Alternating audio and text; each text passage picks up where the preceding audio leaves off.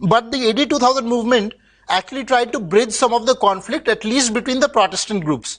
They said at least the Protestant groups should organize and target, instead of each other, we should target the heathen. We should target those that needed to be converted. And then from AD 2000, and the idea was to plant a church among every people group. This is where, you go to a village in India and you see suddenly a church has cropped up. This is not just happening accidentally because something has happened. This is part of that entire warlike strategy that was set out over 20 years ago, almost 30 years ago. And the idea was that they would go and they would plant a church, and that church would become the seed for converting all the people around. And the co-chairman was Billy Graham. And again, this is a very, very strong and powerful movement that is intricately connected with the American power structure. So it is intricately, the president, I was talking about Southern Baptists, several US presidents have been Southern Baptists, almost every US president, including the Democrats. So this is not some Republican thing. Like for instance, Bill Clinton addressed the Southern Baptist Convention, George Bush addressed the Southern Baptist Convention. So this is a very, very powerful, and in fact some years ago even a Tehelka report had come out, and that report had said that the CIA is involved, academics are involved, an entire fact gathering, huge data gathering effort was involved for this Joshua Project mission. So thousands and thousands of paid researchers in India, including Indians, are involved in all the data gathering and then on all the action plans. So it's like there is a war happening. There is a massive war happening. It's been happening for decades, where one side is mobilized for the war. They have war strategies. They have soldiers on the ground. They are attacking every day. And the other side does not even know the war exists. This is the state we are in right now. And even in fact, to talk about the fact that the war exists is supposed to be not right. We are not even supposed to know that this war exists. This is somehow communal to say that this is a war going on, even though the facts are out there. Anybody can go to the Joshua Project website and see this. So this is not something we are making up. And I've gotten some quotes, and I actually originally wrote this article, I think in 2003 or 4. It's called the Freedom of Religion article. So even for 15 years, we have been talking about it, but the level of awareness in Indian society is very, very low. And so this was the quote. Some of these quotes and stats are from my article from 15 years ago.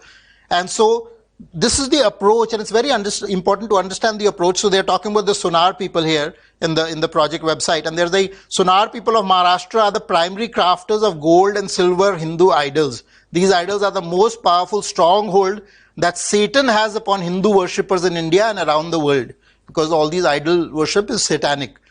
So, and the idea is to go and target that community. We say if we turn the Sonars into Christians, then if they embrace the gospel of Jesus Christ, we will see the collapse of Hinduism. So this is the kind of thinking that drives it. They're saying that it's a war path, and we need to see the collapse of Hinduism. We need to eradicate it, and that is the only way forward. Is this line, the bottom line, is it written in the Joshua Project? This I have a reference in my article on my website. I don't know if it is from the Joshua Project or the Southern Baptist site. So the reference is there in the article. Yeah, I've noticed in recent times they have cleaned it up a little bit, so the older quote might not be still available because they're trying to make it a little more palatable. But this is the basic crux of the matter. And India has the largest number of target groups in Joshua Project. They have something called the 1040 window. What is the 1040 window? Is the window between 10 degree north latitude and 40 degree north latitude. This is the 1040 window, which has the most number of unconverted people. Out of those, if you look at it, a lot of those are Islamic countries which do not actually allow the proselytization to happen.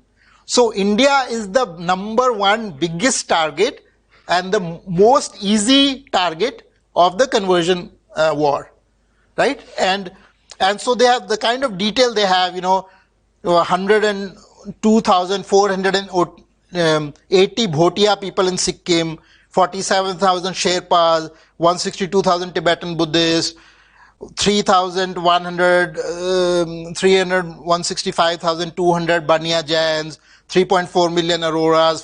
So they've like gone and done like very, very detailed. And then it's on every village level.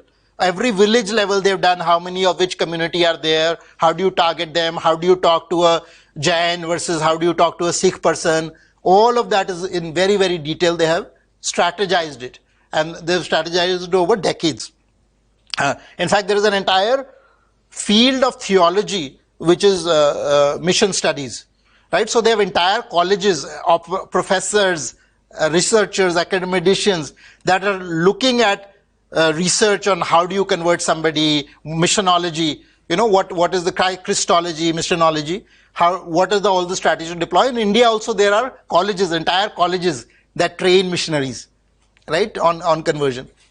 So all the way down to tribal Mongpa 850 people, or they're the Banjaras they're targeting, all this. And I look at I looked at their targeting of Banjaras, and there was something really sad feeling that came, because it's such a rich wealth of tradition, of custom, and once you say you have to leave all that and only Jesus is valid, the whole thing starts to shift. You cannot have the same kind of devotion, you cannot have the same kind of music, you cannot have the same kind of dance. All of that gets destroyed. So it's not just saying, oh, you accept one God, take another God, but it's an entire ecosystem that gets destroyed as part of that conversion. It's also important to realize that the maximum conversion has happened over the last 50 years, for instance in Africa, after the colonization ended. Even in India, more conversion has happened after independence than happened before independence. Most of the Naga people were also converted after independence. Northeast, all of the Northeast is converted after independence. Now there's a huge effort in the South, there's a huge effort in Punjab. Is there a collaboration of the political party power? Well, I think both things have happened. In fact, there were commissions that were set up under the Congress. Indira Gandhi was also opposing some of this thing because she was... I remember one thing that Dr. Brahmano Loya used to oppose Yeah. missionary who was allowed, or he was the only one who was allowed to do all these things and all. Yes. No, so there is definitely a collaboration, because the way when you have, this is like, in fact, 2000, figures from over a decade ago, $50 billion is poured into missionary activity every year. If you look at the scale of that money, right, you can see that every level of society can be corrupted. The media is obviously completely sold out, right? So it's very difficult to find this in media, right? A lot of the bureaucrats are with them. A lot of the politicians have also been co-opted, right? In India, you co-opt them very simply by saying this is secular.